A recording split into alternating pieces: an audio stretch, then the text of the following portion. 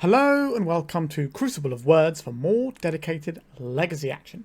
Today I'm once again playing my beloved green-black Turbodepths.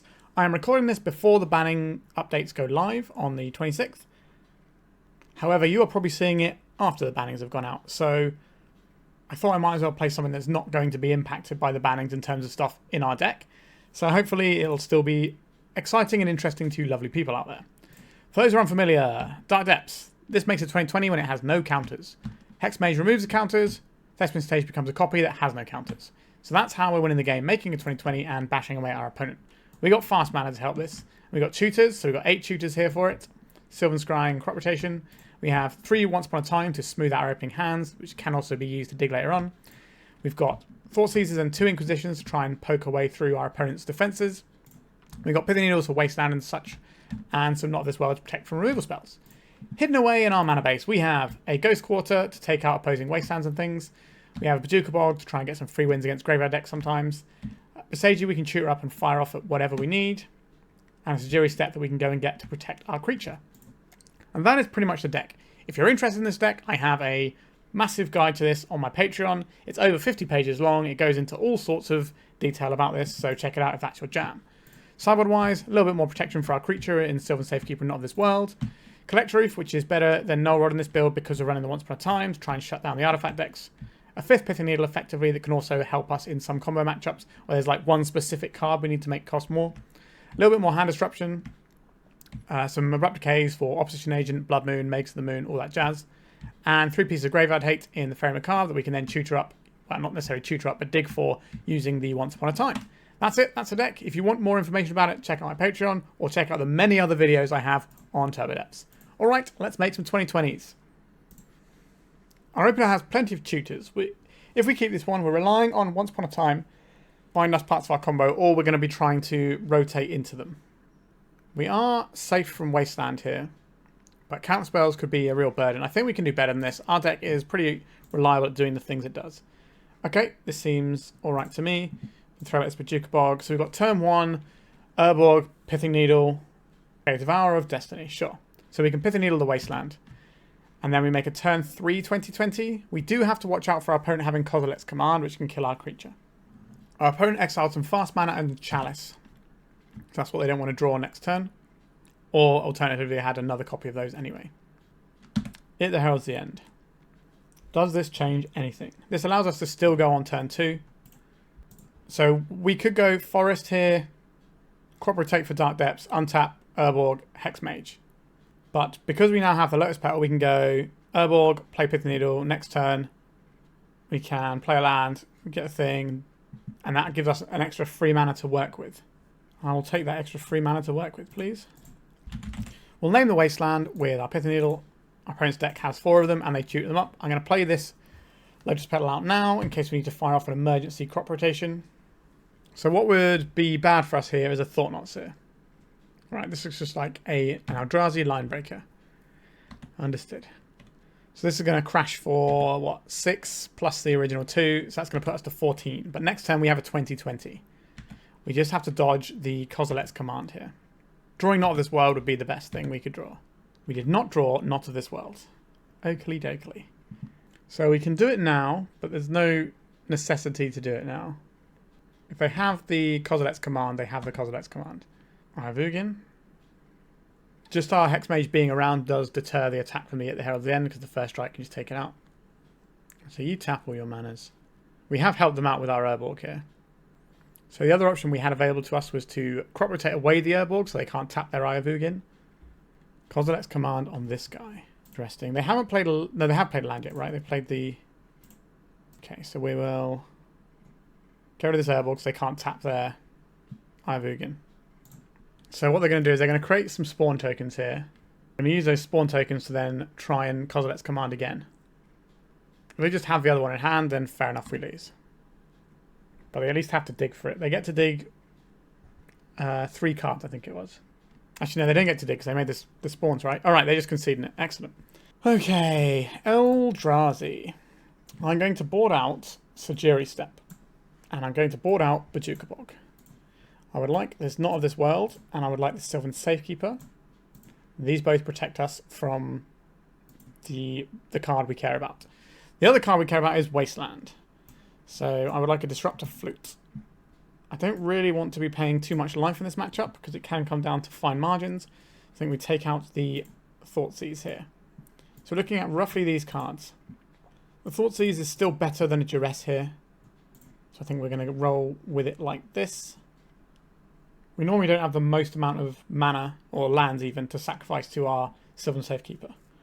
But we don't need that many lands to sacrifice, because we are rarely going to have multiple removal spells that kill our Marit Lage in one turn. Okay, this is a turn 2 with an Elvish Spirit Guide that might be able to bail us out of trouble, depending on what we find with this once upon a time. We also get our draw for turn. This is how I came to game. So something like a Pithing Needle, a Not of This World, or a Crop Rotation would be good here. Just an Eye of Ugin. They're unlikely to play much. Alright, maybe they will play something here. They can play a 3-drop like a Glaring Fleshraker now. Actually, no, they can't because they need colourless mana. They can play... And they can't play anything, right? Unless they're playing Mimics and stuff. But then they'd just be free off the Ugin anyway. Okay, let's have a free spell first. I do like a free spell. Thespian Stage, Ghost Quarter. I don't mind the Ghost Quarter. We don't really need the Thespian Stage when we have all this going on. So I think I'm inclined to get the Ghost Quarter in case we need to play around something in a bit. Let's Inquisition our opponent. Chalice of the Void, Glaring Fleshraker, Glaring Fleshraker. And then they have the Sown Microspawn afterwards. Interesting. So they can't play the Chalice next turn. So we'll probably just take out one of the Fleshrakers. Just slow them down a bit. I would have liked to have taken the Sown Microspawn, which unfortunately is going to be in play next turn. But we'll see if our opponent wants to get a colourless source, they can actually play their own game plan, or they want to try and restrict us by wasting our tomb. Alright, they found an Eldrazi Temple. That's not ideal for us.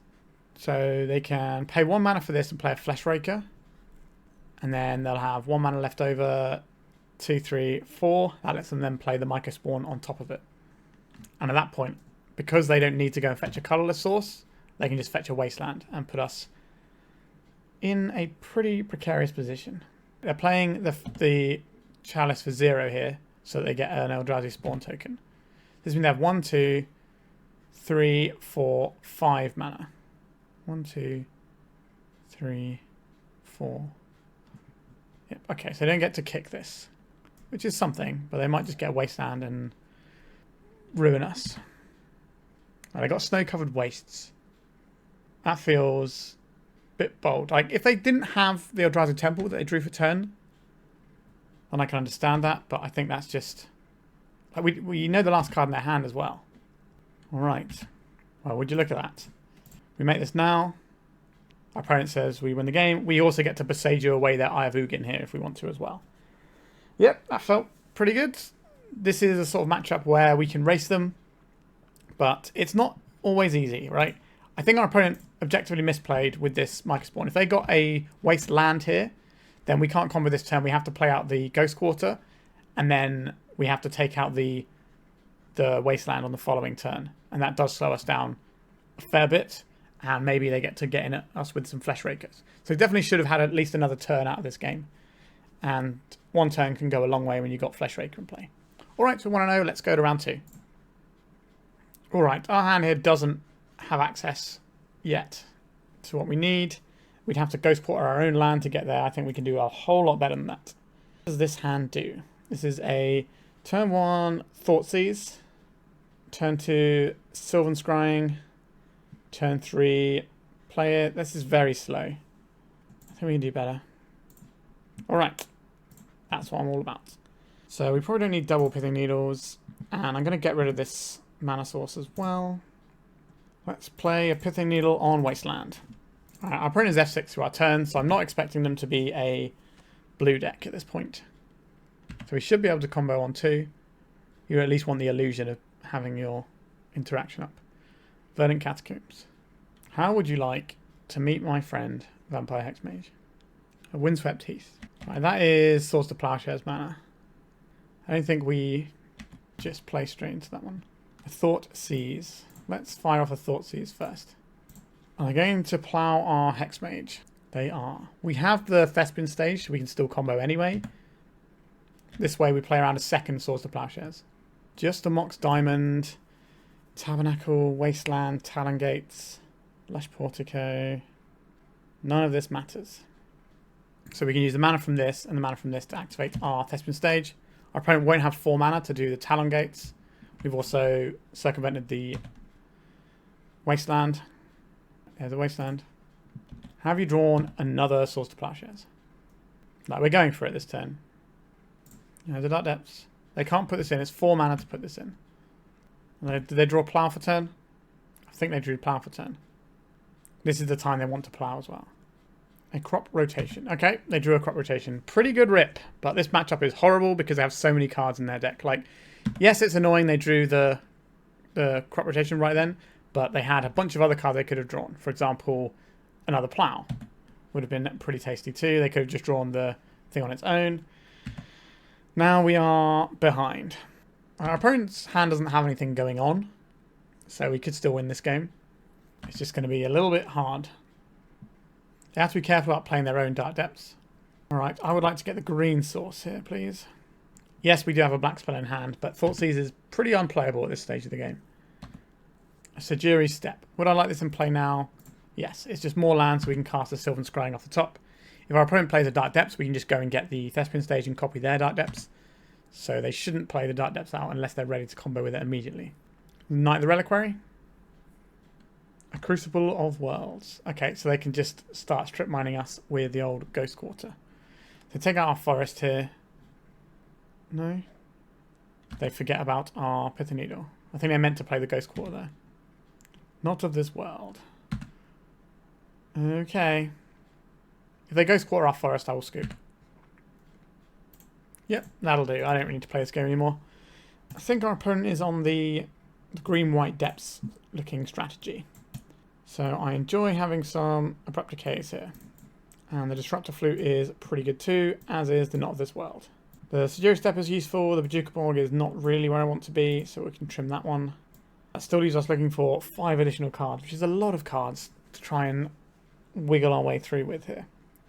Do we need all of these Abrupt Decays? I don't know if we need all of them. I think we probably can just run a couple. And then all of the things we want to hit from them will get hit by Inquisition. And we want the fast mana because we have to win the game underneath our opponent. So we're going to go for a configuration a bit like this. Do I want a Sylvan Safekeeper actually? I think I do. We don't need to pay the life for a Thoughtseize here. The protection is kind of better because...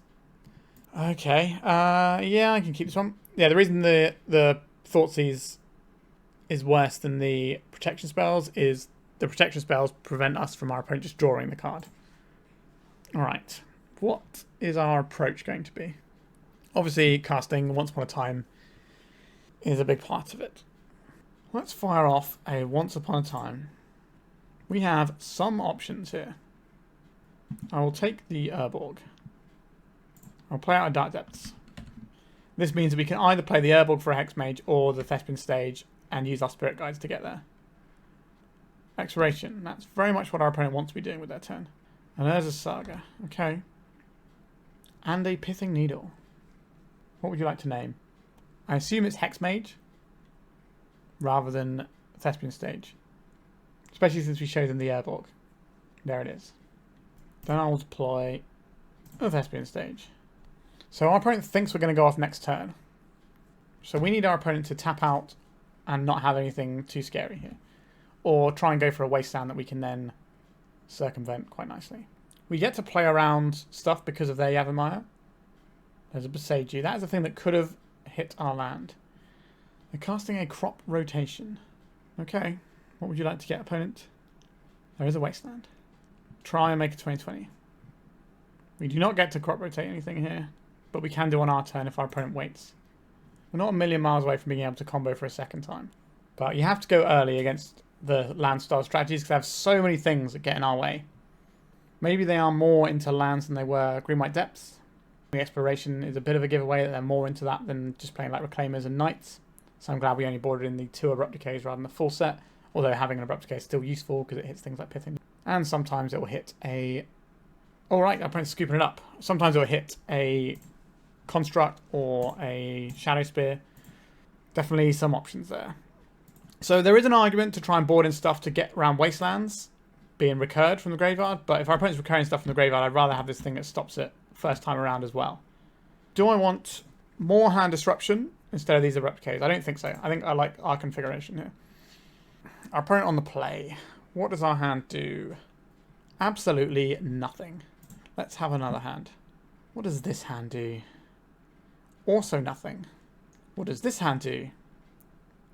It makes a turn 1 20/20. If we have enough lands here. We have to put 2 cards back. Let's get rid of 1, 2. This and this makes a Hexmage, this makes a Crop Rot. Alright. That'll do. It's what we have.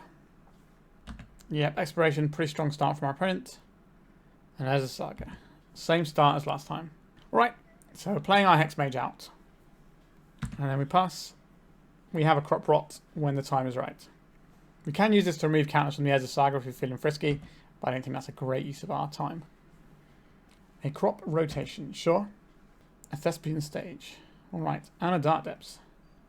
They are making their own 2020 here. Alright, now it's our turn. We're going to plough our creature. Certainly possible. This is a horrible matchup, and here we go. We'll remove the counters now. If we draw Sejiri Steppe, we can at least push through the Marit Lage. If we gain 20 life, that does buy us a tiny bit more time, but I doubt that's going to be enough time to best our opponent's board here. Right, Swords to Plowshares. We go up to 40 life, which is only 2 swings from our opponent's creature. Not of this world. That is the risk of doing it when we did it. So if we'd have played this one differently, we might have been able to win the game. But we obviously don't know we're drawing the Not of This World. This is the only live draw we basically have in that situation. I think we can probably call it here. I'll take one more draw step since we have a bit of time. So if we make it on our turn and play the Not of This World to protect from their piece of removal, that would have worked for one turn, then they immediately play the Caracas, right? So this is exactly what I'm saying about our opponent just having all the resources all the time. This is such a tricky matchup. It's one of the worst. And it's no shame losing. We managed to split the games at least, so I don't mind that. Let's go to round 3. Alright, we're into round 3. What does our hand do? We can take a peek at our opponent's hand. Then we can fetch up the Dark Depths. And then we can try and do a little bit more. So when are we looking to combo? We've got a piece of interaction. We've got a way of keeping our opponent at bay from wastelanding us and stuff. This is going to be probably a turn. I guess it doesn't have to be a turn. If we find any black source, it becomes turn 3 with disruption. I think this is okay. This is on the slower end of what I like to keep. But I think it, because we have a couple of pieces of interaction, it kind of makes up for the speed that we're running at here. Thespian's Stage. I think it's more important to get a Pithing Needle down. This also plays around Stifle. Let's crack your Polluted Delta, opponent. They do not want to crack their Polluted Delta. We could have had them. But their hand's just 3 more Polluted Deltas and nothing else, right? But I don't think you should take the opportunity. I think our opponent left it there because they wanted us to name that instead of an actual impactful card. An Entomb. Yikes. So we suspected our opponent might be on the like blue-black plan. However, we have to play around both Wasteland and their Graveyard Hate. Right, so they get this guy. We discard this. What is our solution to this particular problem we found ourselves in? We can play Sylvan Scrying, we take 9. So if we play out this, the next turn we can make the guy. Let's see if this resolves first. We'll play this out. So does it matter what we get here? I don't think so. We're casting Sylvan Scrying this turn. And next turn we're using all of our mana to make a Dark Depths token.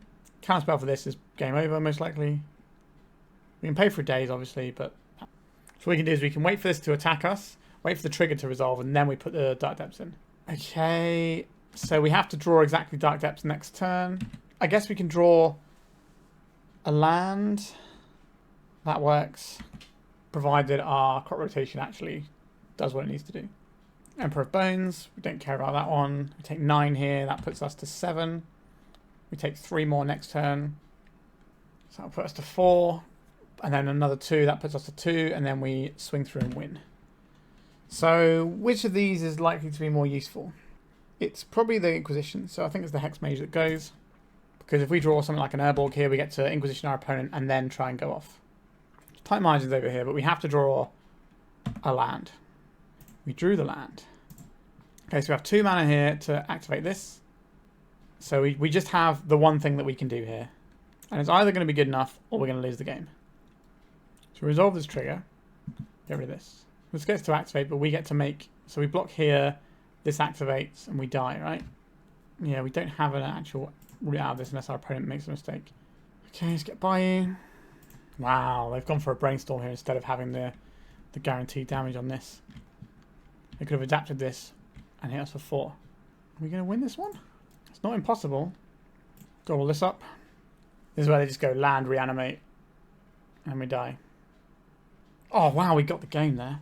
So yeah, our opponent just made a mistake there. I think they were like, oh, we can't let them get the 2020, which is a good mindset. But if you think one step forward, if I do get the 2020, it has to block this Archon, right? And then you've got 2 damage coming through. Why not just activate this and kill us? Our opponent absolutely gave us a free win there. Yikes. You don't get many of those. So our opponent has a bunch of annoying things. This deck is the best deck in the format. There's lots of annoying things we have to worry about. We are pretty cold to Archon of Cruelty as a general rule, so I think we are forced to play Faerie Macabres, which is not great. It means that we're probably shaving on some of our other bits and pieces, and it probably has to be some amount of fast mana here. And we keep the petals because they allow us to Hexmage early. And then we still need to make one more cut here. There's just so many lines of attack that our opponent has, and it's really irritating. Maybe we only want 2 fairies. It's either a fairy, another piece of mana, a Not of This World, or Once Upon a Time. I like the Once Upon a Time here. So Brazen Borrow is the thing we're worried about. Alright, let's trim one of these Not of This World. So the reason we're running Inquisitions today is because they hit Brazen Borrower.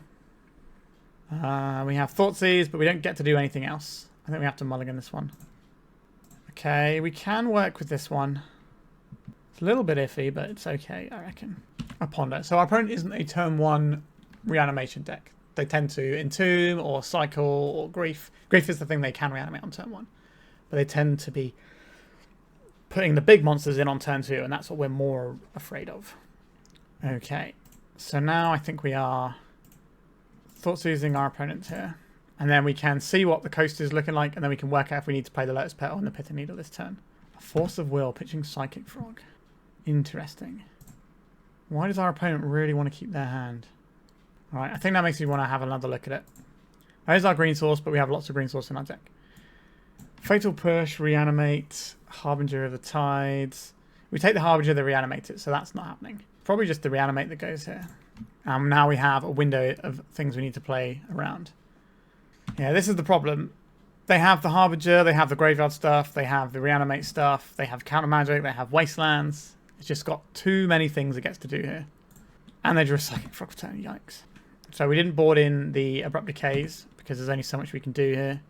Sylvan Scrying. So we need them to not have another land. So we name Psychic Frog here. Because otherwise they can just reanimate their Harbinger of the Tides. Because they can just discard it and then cast the reanimate. But if they find a blue source here, we can probably scoop it up. If our opponent's indexed out of graveyard stuff, maybe we don't need the Faerie Macabres, but it's so brutal if they just Archon of Cruelty us. Because that means we can only win with Thespian stage. Right, so our opponent gets another card. Do they find the land? If no, then we have a chance here. Another Psychic Frog. Alright. Green source works for us here. Because we know all our opponent's cards. A Dark Depths, that works too. So in our opponent's upkeep, we do this to dodge Wasteland. So the thing about Harbinger of the Seas from their opponent's deck is that we can go under it. Now we got lucky that our opponent missed, but this is a thing that we get to do sometimes. Whereas we can't really go underneath the graveyard stuff. These don't get to fly because of Pithing Needle. Alright, we just had our opponent cold there. They helped us out in the first game, and they did get a little bit unlucky in the second game. I will take that. Alright, we are, what? 2-1. Let's go to round 4. This hand is awkward because we don't have the green mana to make the Sylvan Scrying tick on turn 2. So it's still going to be a turn 4. So I think we can do better than this one. Oh, okay. I've accidentally clicked the keep button. I guess we're not doing better than this one. I thought I was clicking the play first button. Alright, that is not the worst for us. So if we Urborg, Petal, Scrying, this gives us the most lines to winning the game next turn, or doing our combo, because we can draw into a Hexmage here. Alright, our opponent's played an Saga there.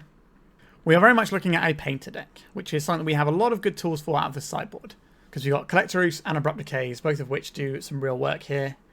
Pithing Needle and Disruptor Flute also very good against what our opponents bring in to the table. Hopefully our opponent is playing the mono red build, because the one with Source of Plowshares is obviously worse for us, but I think the mono red build is just better most of the time anyway. But we'll see what our opponent's on. So the start we did kind of gives our opponent the impression that we're going off on turn 2, potentially. Painted Servant. Well, that's terrifying. That is getting towards killing us on turn, as well as just being able to red blast any of our permanents, which is a real danger. Alright, so we play out the Thespian's stage, and we see if we just get red blasted into oblivion. This turn they make the... So next turn they can just kill us with the Grindstone as well. So we need to find like a Boseiju now or something. Yeah, this is the sort of matchup where game 1 it feels difficult, and then game 2 and 3 it feels really good. A Grindstone. Okay, if our opponent has mana, which is very likely because they almost certainly have a Lotus Petal to find off of this Saga, then we are dead. We'll play the card they know about, and we will see how bad it is for us. If you have a lot of Painter in your meta, and you want to play Turbodepths, I recommend playing one Gaia's Blessing in your sideboard. It just buys you loads and loads of extra time, because it makes a combo into a 3-card combo, so you need like a Soul Guide Lantern or something alongside it. So that's definitely a thing you can do if you need it.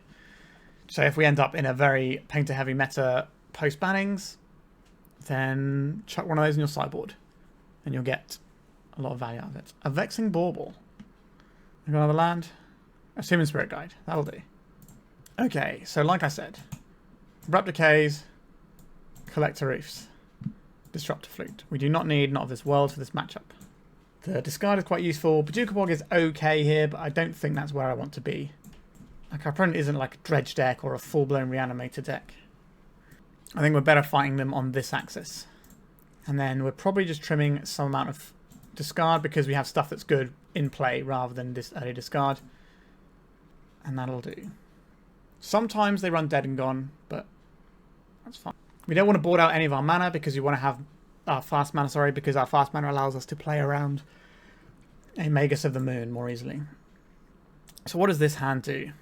This hand hopes my opponent plays Magus of the Moon, but also kind of like does other stuff in the meantime. I'll keep this one. Let's crack this.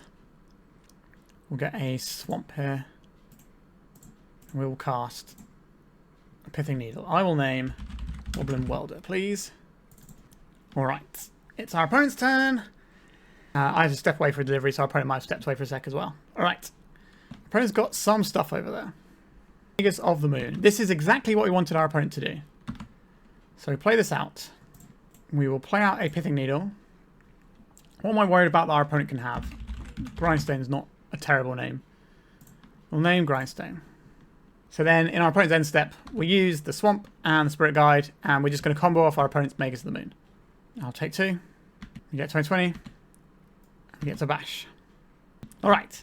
So that's what I mean. This gets a lot better post-board. I'm happy with how we sideboarded. Let's just go right back in again. So how does this hand play out? So we go Sejiri Steppe and Lotus Petal. And then turn 2 we get to combo off. Seems acceptable to me. Turn 1, if our opponent has Magus of the Moon again. They did not have Magus of the Moon again. That's fine. Right. Once upon a time. Hook me up. Collector Ouphe is very nice here, but I do like the basic forest too. That is a tough call. That is really tough. Alright, so let's map this out. If we take the forest, we probably don't play the forest this turn because we don't want to sacrifice it. So we probably still end up playing the Sejiri Steppe. If we take the Collector Ouphe, we could fire off this Lotus Petal to play our Collector Ouphe, but then we're out of green sources. So I think it is the forest. Let's go for a turn 2 and hope it gets us there. Right, they discarded just a Lotus Petal here. Mountain. A Grindstone. That's a little scary. I might play Paint a second main when they have access to the treasure. I did not. Okay, so what is the best way around this? This doesn't tap for green mana. This doesn't tap for any useful mana for us this turn. Right, so we're going to crop rotate away our Sejiri Steppe here. Just to get an Urborg. We play our Dark Depths. And we play our Hexmage. That covers us from Mages of the Moon shenanigans. But if our opponent can muster Painter and activate in this one turn, then we're dead. We could have taken the more defensive route of going for... We could have taken the more defensive route of going for the Collector Ouphe there. But I don't think that's where I need to be. Goblin Engineer. What is this going to find them? Painter's Servant. How are they surviving this turn cycle is the question. So we definitely need to go now because our opponent has access to this scary stuff over there. Alright, our opponent's just scooping it up. Okay, nice. Alright, so that's 3 and 1. Pretty tasty. We're going into the final round now. We're looking for the 4 and 1. This is a turn 2 with Pithing Needle backup. I will keep this. Witch Blessed Meadow. Guide of Souls. You know what's really annoying? Is when your opponent gains life above 20. Can't abide by that sort of stuff. Do I think it's more important to Wasteland protection or to Pithing Needle? I think it's the... Because we basically just don't play the game if we don't get this Pithing Needle down. You never know. Maybe our opponent won't have any creatures. Or any plows. Or anything. This might be a bit of a brutal one, I think. Our opponent has to gain 4 life. Oh, just another meadow. Right, I am down for... Oh, we haven't seen any blue mana yet. Sorry, yeah, no blue mana yet. Alright. Let's see if they have blue mana. They do not have blue mana. Alright. So we can double Thoughtseize our opponent. I think that is better use of our time here. Failure. Sure, that's not that exciting. Source Plowshares, Seasoned Dungeoneer. So next turn we have the Hexmage. We take a small hit now. So they're going to make the Seasoned Dungeoneer and they're going to have 2 cracks at it. So we're going to be taking additional damage as well next turn. So if they stack these triggers right, they can also jump their Guide of Souls. Got another failure on top. We don't care about that. So we take 4 this turn. We take 5 next turn. And then we have to survive an attack. Block this. We take 3, 4, 5. I think we survive just. Well, this grows actually, doesn't it? Does that change my calculation? Well, we're going to play it out. Where they put these counters. Right, they're going tall on the guide. Sure. Elvish Spirit Guide. Does that change anything at all here? We could... No, it doesn't change anything at all, does it? Okay, so the Guide of Souls probably is unblockable this turn. So we're on 5. And they have 2 3/3 creatures that get to attack us. 2 3-power creatures coming along, right? So the failure can also blink out our Marit Lage if we make it early. Which is why we haven't made it yet. Okay, so targeting our guy. So we make a 20/20. We block here. We're dead. We counters off this. Then we're dead to these. Yeah, I think we're just dead every which way, aren't we? We are just shy. Because this can't be jumped. Distributing all their stuff all over the shop. But we block here. We take 7. We die. And they had Touch the Spirit Realm. Alright, we got to see another card from our opponent, which is important. So, I would very much like Not of This World and Sylvan Safekeeper in a matchup like this. Thoughtseize Inquisition look fine. I don't think we need the Abrupt Decays. We just kind of go straight through what our opponent's doing. We do not require a Bojuka Bog. And I don't believe our opponent is doing Wasteland stuff.